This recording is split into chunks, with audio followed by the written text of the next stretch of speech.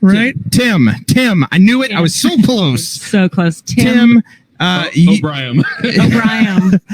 Usually people mess up my last name, but you're the first to mess up my first name. Listen, with a name like Quentin Broadnack, I get it all the time. Listen, I totally understand. They messed up my first name and put Dane and not Aaron. But my last name they spelled right, which is the hardest one.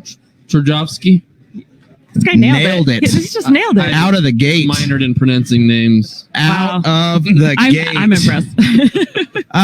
So we talked last night at the gala. That's right. God Save the Wings is your film. Yes, God Save the Wings. An hour and 36 minutes of fun and 80s nostalgia. It's a really quirky look into a sport that was extremely like a flash in the pan in the 1980s, called indoor soccer, that hit America like a ton of bricks after the North American Soccer League folded up shop in the early 80s. It was basically the only game in town in North America. So players from all over the world came to America because they could make more money playing here. Yeah. Guys from the Premier League in England, guys from Argentina came over and played here and in Wichita. So, yeah. So what decided to focus on the Wings in particular out of this sport, this indoor soccer league? I grew up here in Wichita, and anybody who grew up who's my age, I'm 46. Sure. So if you are in your 40s or late 30s or 50s, and you grew up as a kid in Wichita in the 1980s, you went to Wings games because it was this huge deal because, you know, they're out there playing against New York and LA and Chicago and Houston. And then there's Wichita, which, you know, doesn't really fit into that list of names. It's not a city I would think of in that mix. So for us, this was like Wichita's one chance to be on this national stage. And so we wanted to tell that story to younger generations of people here, but also to sort of, show this underdog story of kind of a Green Bay Packers kind of vibe of this small city that was competing against all these large cities. The LA Lasers were owned by the LA Lakers. The Jerry Buss, the owner of the Lakers, owned the Lasers, and most of the other teams were owned by other large professional sports franchises like NFL teams. So this was a national stage for a small city. Sure. I love that. And you're 100% right that people clearly do know, because I think when we were talking at the gala last night, as a matter of fact, there was a security guard who just like randomly was over here and he's like, yeah, the Wings. I remember the Wings. Yeah.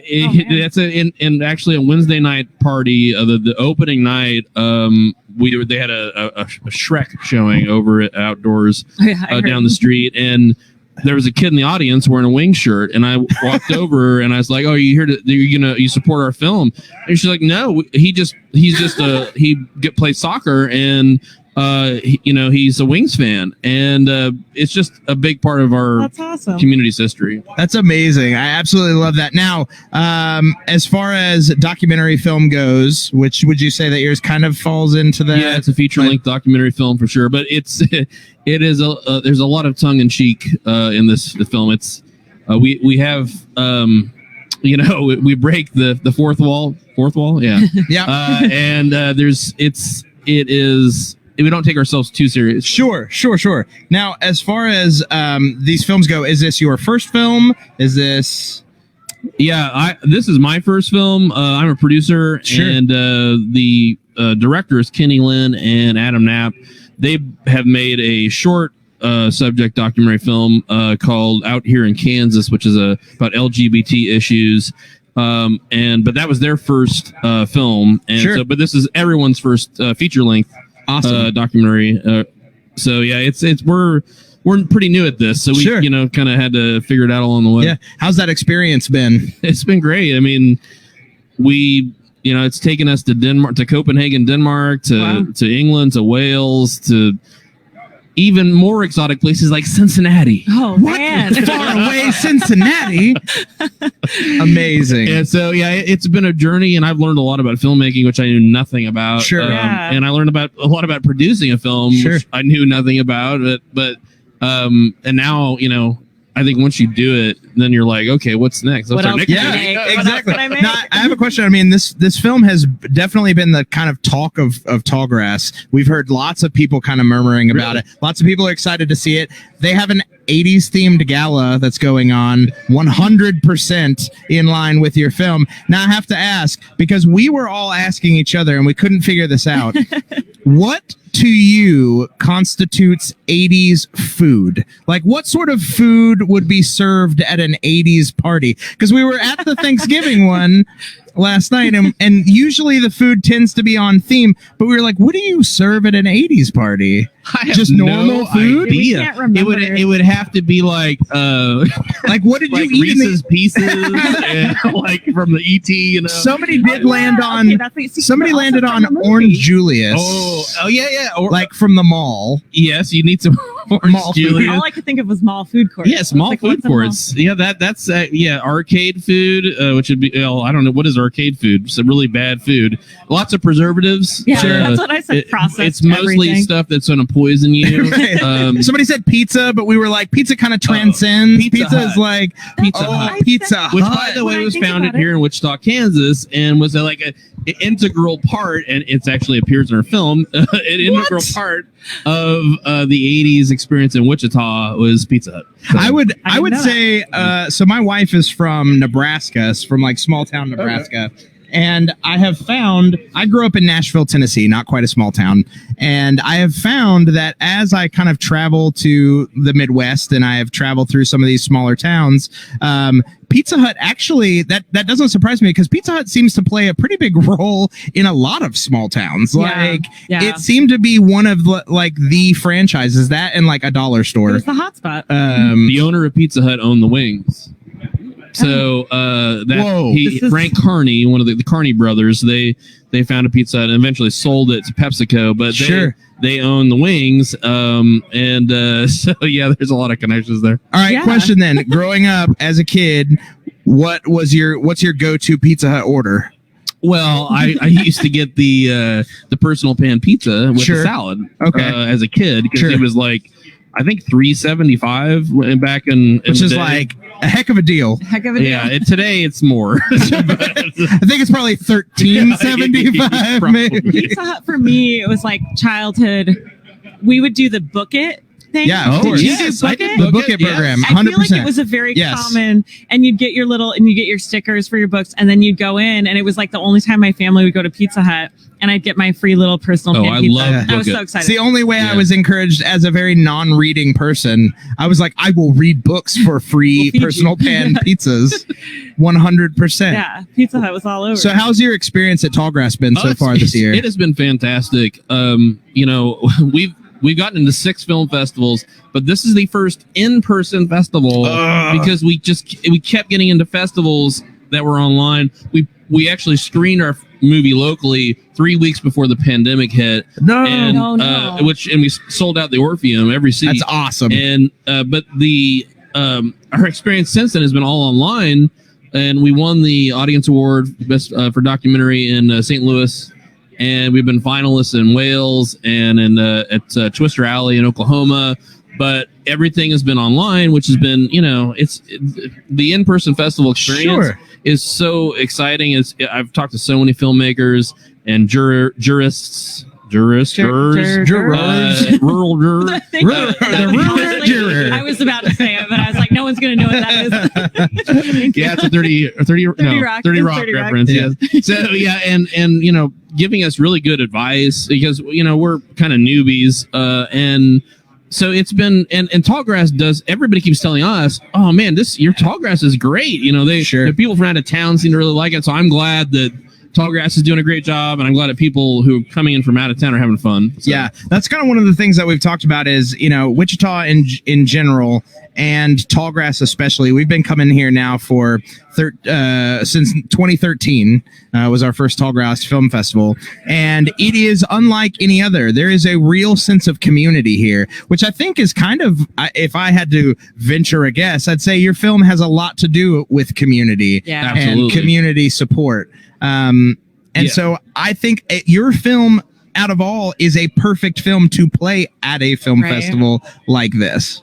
Yeah, community aspect is so important in our film because literally, I said that, Frank Carney from Pizza Hut owned the wings, Sure. but it was a large group of investors. And so anybody with money in Wichita bought into the wings. Sure. And when you went to the games, there were the executives from all the aircraft companies, and there were also the people who worked on the line at Boeing and at Cessna and at Beechcraft and at Learjet. And so it was everybody from your working class to your upper class, all sitting next to each other at a soccer game indoors. Equalizer. Yeah, and it was loud, and they sold out. Game after game, you couldn't get a ticket. I mean, it was a hot ticket. Well, that seems to be a very Wichita thing. That seems to be very on brand. Is that kind of everybody getting to mingle together? Everybody is equalized. Tallgrass is 100% that way.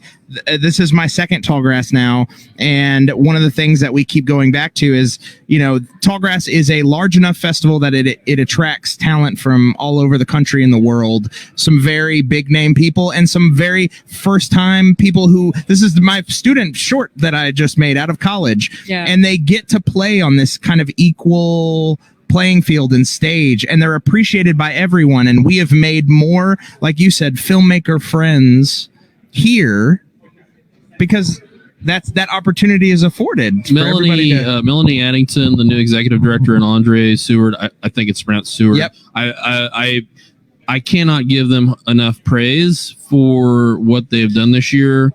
The friendliness to local filmmakers, at the same time, like you said, bringing in legitimate talent from all over the country and the world to Wichita. I mean, they're putting on a great show, and I'm just really impressed. Are there any films that you are going to get a chance to see while here? Yeah, I'm trying to do the whole festival experience. Sure. So I'm going to everything. I went on the bus tour yesterday, and I love it. It was That's great. awesome. Yeah, but That's cool. I saw The Return about the women who the ISIS brides. Yes. How was that? That was great. That was very, very good. Keely Big, just saw that. That was very good as well. My wife just about cried when she saw that movie. Sure. We just got out of that, and we're gonna. We saw The Humans last night. How was that? We've been asking every. No, spoiler free. It was fascinating. I really appreciated it. I thought the cinematography was really interesting. The first half of the film, everything is kind of from afar. Sure. But yeah, it was really, and the acting was great too. I love Richard Jenkins. Oh yes, that's why fantastic. That was the main reason I went to see it. But absolutely. I was impressed with that film. And then I plan to see. I've met some filmmakers. I want to go see their movies. One Pint at a Time, who you guys just talked to. Yeah. I'm going to see that one, and then a Sexplanation. Yes. Yeah, I heard about that one. Yeah. I'm going to go see that, and so I'm seeing as many movies as possible. No, as soon as I talk to anyone about their movie, I'm like, I'm sold. What time is it? Can I sneak away? And you're like, I cannot because I am live streaming. Why? Bye. Why? I'll see them all later. Now, I do want to ask, as far as, you brought up earlier, once you have kind of got this film out there, now you're kind of itching, or most people are itching to be like, all right, what happens next? What do I do next? Do you have plans? Do you have things in the works currently? We're on Netflix, which is like an off-brand Netflix. Okay. That was a joke. I was like, really? And I'm tricked. You've been tricked. No, yeah, our big goal is to get on a streaming service Of like course. every other, filmmaker, and we have absolutely, very little idea how to do that. Sure. We've had some connection with some people, and some possibilities, but our hope is that Tallgrass will help with that process. Yes. We've already had other filmmakers, say like, hey, let me see if I can help you, connect you to this person or that person.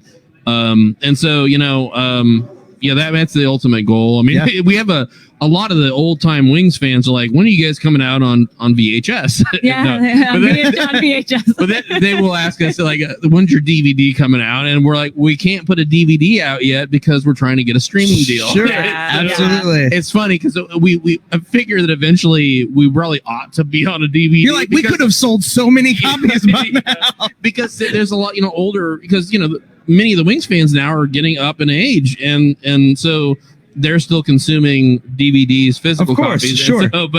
And it would be funny to put out a VHS because It would be a very limited edition. Collector's edition. 100%. Listen, on Project Nerd, I am known as kind of the resident VHS fan. I am one of those weirdos that, unlike vinyl, where people can argue that the sound quality is better, there's no benefit to VHS. There's nothing The at only all. benefit I can think of is that it's harder to break a VHS It's true, tape but than it it is is a DVD. Yeah. super flammable.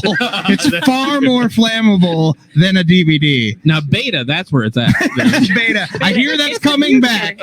Reel to reel, it's really coming I only back. do Laserdisc myself, but Personally, I reach out. We ask each filmmaker when they're coming out on Laserdisc. So I totally understand. you can look for that December 14th of 1987. The Laserdisc will drop.